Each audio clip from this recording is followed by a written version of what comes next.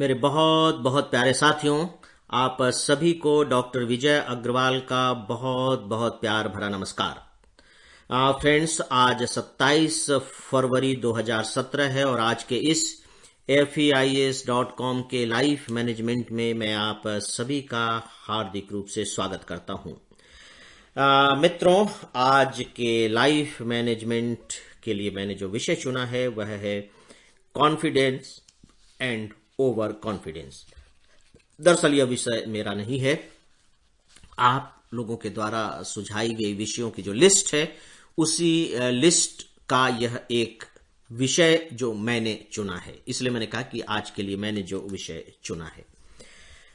Friends, confidence and over confidence जो subject है, मैं समझता हूं कि हम सब अपने जीवन में कभी न कभी इस सिचुएशन में होते हैं जब हम कॉन्फिडेंट होते हैं या हम ओवर कॉन्फिडेंट होते हैं या कह लीजिए कि अंडर कॉन्फिडेंट भी होते हैं। अब आप देखें कि ये जो तीन स्तर हैं, ये तीनों के तीनों स्तर जो है यूं कह लीजिए कि हमारी चेतना के स्तर हैं। हमारी जो चेतना के स्तर पर मैं सब कॉन्शियस माइंड और अनकॉन्शियस माइंड और कॉन्शियस माइंड की बात नहीं कर रहा हूं, मैं उस चेतना की बात कर रहा हूं कि जिस चेतना में विचार आते हैं, और ये सब कुछ कॉन्शियस लेवल की मैं बात कर रहा हूं, सब कुछ कॉन्शियस लेवल पर होता है। हम जान रहे हैं चीजें क्या हो रही हैं, कैसे हो रही हैं, सब कुछ हम समझ रहे हैं। हम अवचेतन नहीं है, हम सपना नहीं देख रहे हैं। ऐसा नहीं है कि हमारे लिए अननोन है, बिल्कुल अज्ञात है, ऐसा भी नहीं। हम सब कुछ जान रहे हैं, क्या हो रहा है जान रहे हैं, क्या होना चाहिए जान रहे हैं, क्या हो जाएगा ऑलमोस्ट ये भी जान रहे हैं। यानी कि हम जो कुछ भी कर रहे हैं कॉन्शियसली कर रहे हैं, राइट। तो उस स्तर पर कभी कभी तो हम अंडर कॉन्फिडेंस होते हैं कि हम इसे नहीं कर सकते, जबकि सच बात यह है कि हम इसे कर सकते हैं। दोस्तों, ये अंडर कॉन्फिडेंस के बारे में मैं आपको एक बात कहना चाहूंगा कि कभी भी इस गलत फहमी में मत रहिएगा कि दुनिया के जो महान से महान व्यक्ति हुए हैं, यहां तक कि जो महान से महान स्टेज परफॉर्मर हुए हैं, स्टेज परफॉर्मर की बात मैं इसलिए कह रहा हूं कि जो पब्लिक के सामने आकर के रंगमंच पर अपना प्रदर्शन करते हैं, चाहे वो नृत्य का हो, गायन का हो, भाषण का हो, किसी का भी हो, जो प्रदर्शन करते हैं, जो आर्ट दिखाते हैं, याद रखिए कि मंच पर पहुंचने से पहले वो भी अंडर कॉन्फिडेंस होते हैं, अंडर कॉन्फिडेंट होते हैं। हाथ पांव कांपते हैं, दिमाग में यह बात आती है कि यार पता नहीं क्या होगा, होगा कि नहीं होगा, कैसा होगा। यानी कि जो अंडर कॉन्फिडेंस की भी जो प्रवृत्ति है वो एक सामान्य प्रवृत्ति है, वो होता है। और उन लोगों में भी होता है जो अपने विषय के पारंगत है, पारंगत है अपने विषय के, तो उनको तो कॉन्फिडेंट होना चाहिए। सच पूछे तो ओवर कॉन्फिडेंट होना चाहिए कि यार ठीक है, जाएंगे, करेंगे, हो जाएगा।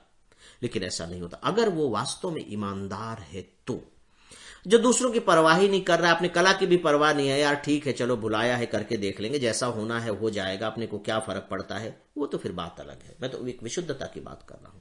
वो भी कहीं ना कहीं थोड़े से निराशा और द्वंद्व के भाव से गुजरता है। मैं ये बात इसलिए कह रहा हूं क्योंकि मैंने बहुत बड़े बड़े कलाकारों के जो ऑटोबायोग्राफी है, बायोग्राफीज हैं, वो पढ़ी हैं और उन्होंने इस बात को स्वीकार किया है। इसके बाद होता है दोस्तों कॉन्फिडेंस। अब आप देखिए कि होता क्या है कि जैसे ही वो रंगमंच पर अपने पैर रखता है, रंगमंच पर अपने पैर रखता है, वो कॉन्फिडेंट हो जाता है। रंगमंच पर पैर रखते ही, ये जीवन का क्रम ही है। आप देखिए कि परीक्षा हॉल में पहुंचने से पहले आप कितने घबराते रहते हैं, यार पेपर कैसा आएगा, बनेगा कि नहीं बनेगा, कहीं मैं फेल तो नहीं हो जाऊंगा। लेकिन जैसे ही पेपर मिलता है, आप देखते हैं तैयारी तो वही है, लेकिन अब आपको लगता है नहीं यार पास तो हो जाएंगे। यानी कि अब आप कॉन्फिडेंस के लेवल पर आ गए हैं। अब आप में एक आत्मविश्वास आ गया है कि नहीं, मैं कर लूंगा। ये कॉन्फिडेंस है। जो कॉन्फिडेंस है दोस्तों, आप इसे कह लीजिए कि ये मैदान है ना, ये प्लेन समतल इलाका है, समतल क्षेत्र है, ये पहाड़ी वहाड़ी नहीं है, ये खाइयां नहीं है। अंडर कॉन्फिडेंट को तो आप कह सकते हैं कि एक खाई है, हमको उस खाई से बचना है।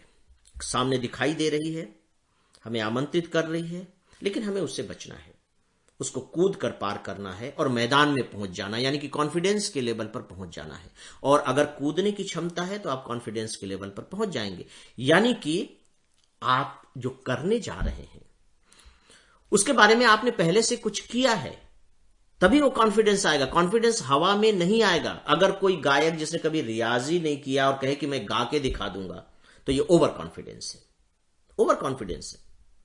अगर किसी ने कुछ पढ़ाई ही नहीं की है, कोर्स अधूरा पड़ा हुआ है, और एग्जामिनेशन हॉल में जाने के बाद ये नहीं कहता कि मैं पास होकर के दिखा दूंगा, बल्कि वो कहेगा मैं टॉप करके दिखा दूंगा, ये ओवर कॉन्फिडेंस है, अनरियलिस्टिक, अयथार्थवाद, स्वयं का गलत मूल्यांकन। और वो जो गलत मूल्यांकन भी है वो ओवर साइड में है, लोअर साइड में नहीं है कि यार मैं तो फेल ही हो जाऊंगा, ओवर साइड में गलत मूल्यांकन।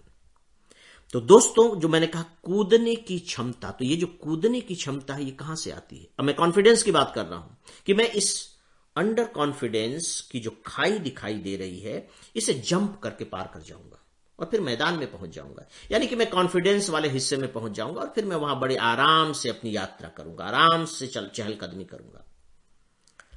ये जो आएगी ये कर्म से आएगी, आपके एक्टिविटीज से आएगी, काम से आएगी।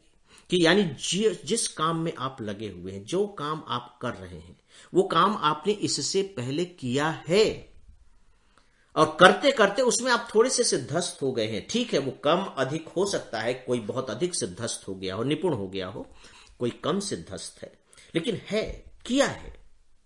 तो याद रखिए दोस्तों कि जो कूदने की क्षमता जिसे मैं कह रहा हूं, जंप करके, खाई को जंप करके कॉन्फिडेंस के समतल स्थल पर पहुंच जाने की जो क्षमता है, यह हवा में नहीं आती।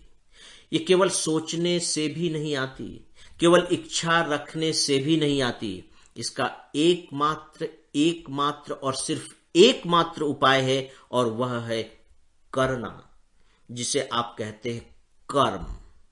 कर्म। और जब हम कर्म करते हैं तो हमारे कर्म बन जाते हैं, उसमें क्या, भाग्य हमारा बन जाता है।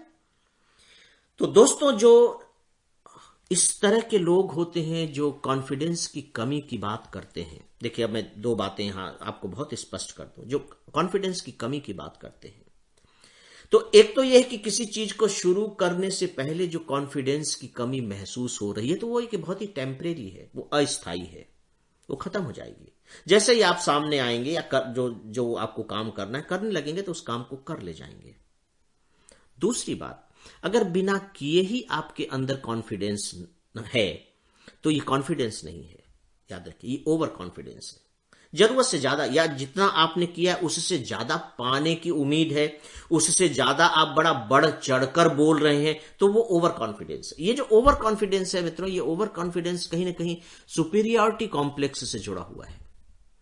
सुपीरियरिटी कॉम्प्लेक्स का मतलब है कि हम अपने आप को कुछ जरूरत से ज्यादा ही सुपीरियर मानने लगते हैं। और केवल यही नहीं कि हम अपने आप को कुछ जरूरत से ज्यादा सुपीरियर मान रहे हैं, बल्कि सच पूछे तो दूसरों को कुछ जरूरत से ज्यादा इंफीरियर मान रहे हैं। अपने को सुपीरियर और दूसरे को इंफीरियर।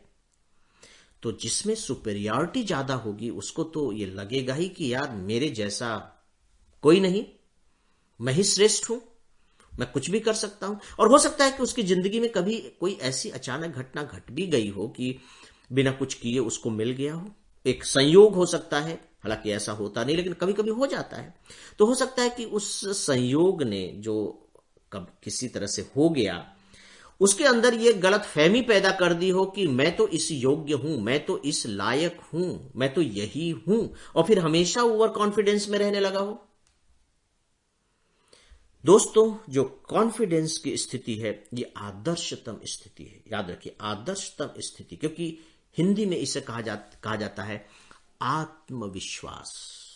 आत्मविश्वास, इसी को ही आप कह सकते हैं आत्मशक्ति।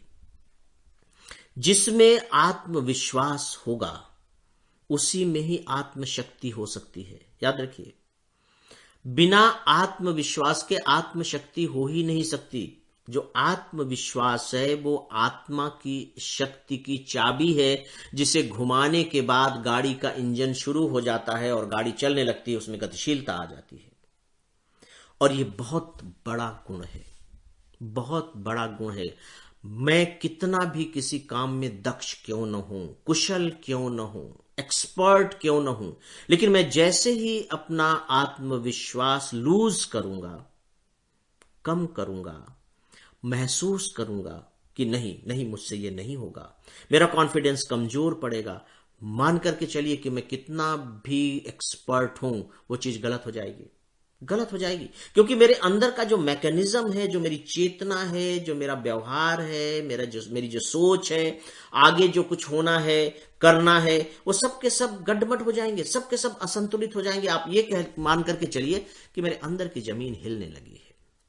जैसे ही आत्मविश्वास कम होता है, हल्का सा भूकंप आ जाता है या भूकंप के झटके लगने लगते हैं, भले ही वो छोटे छोटे झटके क्यों ना हो, तो सारी चीजें अस्त व्यस्त हो जाती हैं, अव्यवस्थित हो जाती है। कोई चीज उस जगह पर रहती ही नहीं जिस जगह पर उसे रहनी चाहिए, और चीजें एक दूसरे से टकराने लगती हैं, और अंदर एक विनाश लीला शुरू हो जाती है, तोड़ फोड़ मच जाती है। और जैसे ही तोड़ फोड़ मच जाएगी, तो आप ये बताइए कि जो काम आप कर रहे हैं, उस काम को आप कैसे बेहतर तरीके से कर पाएंगे? क्योंकि आपका सारा ध्यान तो आप अंदर की इस तोड़ फोड़ को संभालने में लगा हुआ है, इसे रिपेयर करने में लगा हुआ है, वो आपको विचलित किए हुए है। तो ये जो विचलन है, ये आपके परफॉर्मेंस को तो विचलित कर ही देगा। आप कभी ये मत सोचिए कि आप आत्मविश्वास खो करके आत्मशक्ति हासिल कर लेंगे, कभी ऐसा नहीं होगा।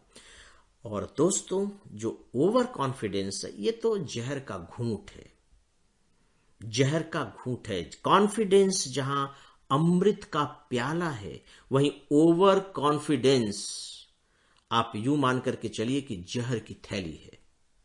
और जो अंडर कॉन्फिडेंस है, ये एक तीखा तरल पदार्थ है, तीखा तरल पदार्थ है, लेकिन इससे आप जल्दी से उबर सकते हैं। तो दोस्तों, अंत में मैं यह कहकर, ये अर्ज करके अपनी बात खत्म करूंगा कि मुझे जो लगता है व्यक्तिगत तौर पर, वो ये कि कर्म ही वह आधार है, पैरों के नीचे की वह जमीन है जो हमारे अंदर कॉन्फिडेंस पैदा कर सकती है। मुझे उसके सिवाय कोई दूसरा रास्ता दिखाई नहीं देता। मैं तो कम से कम इसी विचार को मानकर चलता हूं। मित्रों, आप लोग अपने अपने विचार तैयार करने के लिए, बनाने के लिए आप लोग बिल्कुल स्वतंत्र हैं। तो दोस्तों, इसी के साथ ही अब मैं आप